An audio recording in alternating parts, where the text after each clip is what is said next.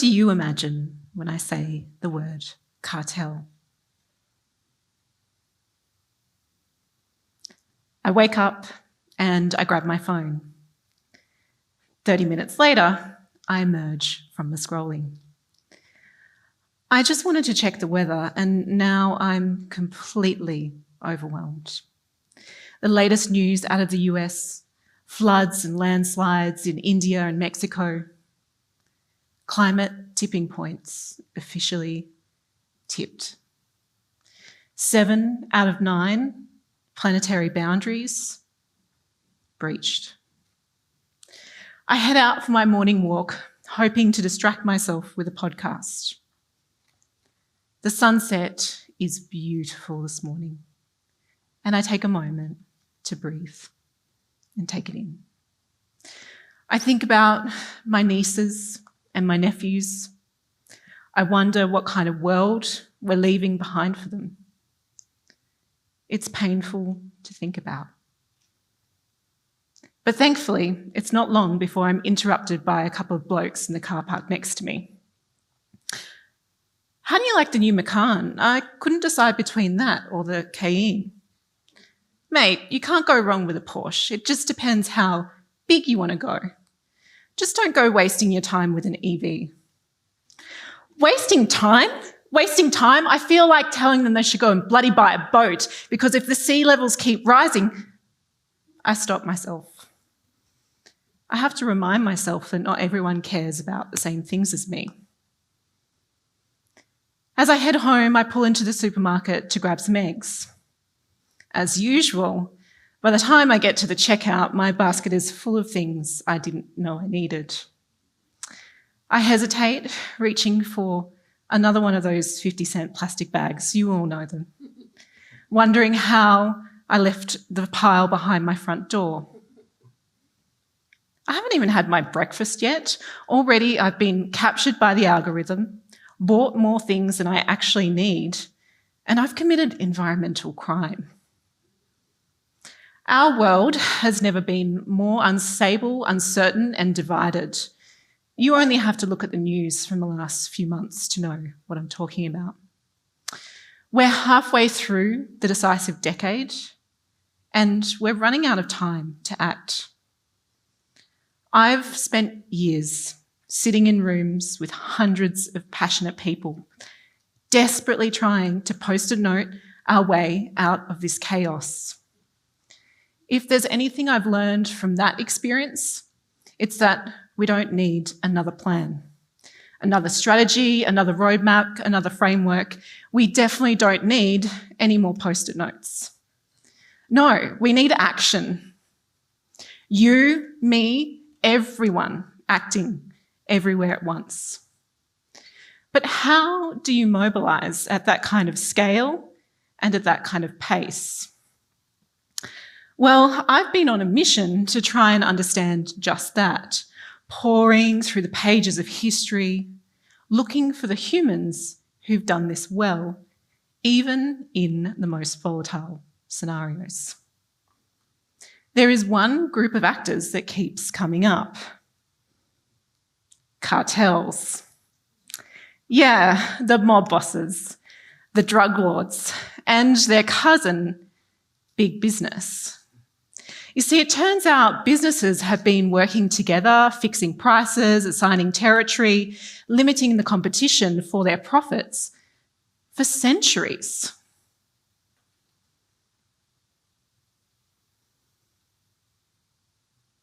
When I started to look at the academic journals, I learned about the impact that they had had on our economies, on our democracies, and our cultures. Earlier, I gave you a window into my morning. Some of it may have felt familiar, but what you may not have recognised is just how much impact and influence big business in particular has over my life, and very likely yours as well. And that's because what they do is kind of opaque. It sits just below the surface. It's difficult to know what side of the law it sits on. Some of it is just good business. But once I started to see what they do, I couldn't look away. So today, we're going to dive a little bit below the surface. I'm going to take you through the playbook of the three big businesses that impact my life the most: big oil and gas, big tech, and big groceries. But before I do, let's have a think about their scale. The US and China, they're the only two countries in the world whose GDP eclipses the value of the top 5 tech firms. Apple, Amazon, Google, Meta, and Microsoft, they're worth about 13 trillion US dollars. To put that into perspective, the top 5 oil and gas firms, they're worth only about 1/3 of that. In Australia, we have what's called a supermarket duopoly. Coles and Woolworths have a 67% share of the market, and they're recognised as being among the most profitable supermarkets in the world. Now, I think there's a lot we can learn from how they play the game, how they mobilise, how they make change happen at this scale and pace. So let's dive in. When you get that big, you have the ability to control information. Big tech gatekeep everything we do online and a little bit of what we do offline as well. They influence our social media feeds, our search results, the news we see, our streaming recommendations. Big oil and gas, they influence us too. They've used propaganda and spin for over 100 years, and their main aim is to make sure we know that their products are essential to our modern life. Products like the petrol that goes in that guy's Porsche, or in the plastic bag I bought from the supermarket. And it doesn't just stop there. They don't just control the information that comes in, they use our information to influence us as well. Big tech and big groceries routinely track our activities, the things we buy, the things we search for, even the quotes you highlight in your Kindle.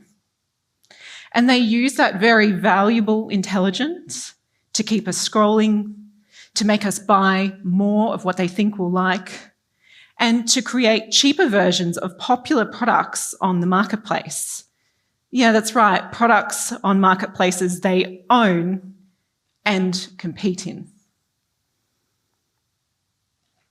Speaking of the competition, have you ever wondered why it took Audi 20 years to break into the supermarket game in Australia? Well, a recent ACCC report has shone a light on that. It turns out our supermarkets are not just in the grocery game, they're kind of real estate moguls as well. Coles and Woolworths own over 150 undeveloped and unused sites across Australia, and they've been accused of banking them, keeping them vacant, so the competition can't buy them and set up shop. Big tech, they bank land as well, a very different kind of land. They bank land on our devices, making sure our laptops, our phones, our tablets are preloaded with the browsers and the apps that they want us to use. Now, limiting our choices and making it difficult for us to switch platforms, that's risky business, and it strays into the spotlight of our competition regulators from time to time. So it pays to know the rules so well that you can stretch them without breaking them. There are over 250 cases and investigations worldwide right now out against the big tech firms. And occasionally these companies do get fined. Just last month, the European Commission fined Google €2.9 billion for abusive online advertising practices.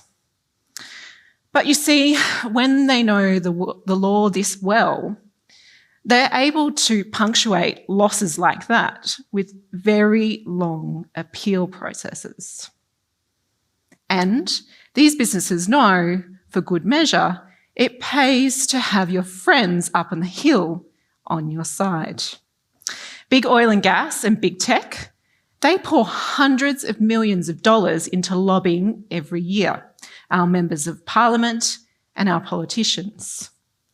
Lobbying influences our policy, yes, but it also finds its way into our media, the news headlines I scroll at 6 a.m. in the morning. And it finds its way at the table of big global forums. Forums where decisions are made about our children's future. Now, as Wayne alluded to earlier, I would love to point out who the good and the bad guys are, to play the blame game. The truth is, I've learned it's much more nuanced than that. But I think you can probably make up your own mind. Now, I'm here because the more I dig into what cartels and big business do, the more I'm convinced it's time for us to play Robin Hood. To steal what they do and use it for good. Take a moment to just imagine that. Think of that person you pictured when I said the word cartel. Imagine you had their power and their influence. How would you play that playbook? What positive change would you create in the world? Now, any good coach will tell you that the playbook is only as good as the team. They've been at it for a couple of 100 years. We've got a lot of catch up to do if we want to level up and play that game well. But I'm going to leave you with 3 things that we can do if we want to start playing that game. The first is relationships. Cartels and big business, they invest in relationships long term. Building relationships now, they don't even know they're going to need yet. What's the quality of your relationships and your networks like? Do they stretch across political spectrums? Do you know what's happening across the supply or the value chains that you're involved in? The second thing that I think we can work on is finding opportunities outside our own territory and bubbles. Cartels do this all the time, finding ways to step up a few lines in the supply chain, banking land. What kind of land could you bank? Or maybe it's even simpler than that. Think of someone you know who has a different political view to you. Try listening, like really listening. You might be surprised by what you learn, what opportunities arise. And finally, you've just heard from Sitara. You're going to hear from some amazing change makers today. We don't all need to go and start our own movements. Cartels know this. They look for people in the world who are taking big risks that will benefit them. And they give them cover and support so that they can take those risks and succeed. So I'll ask you this: who in your life is already making change? What kind of risks are they taking? How can you care for them and give them cover so that they can succeed?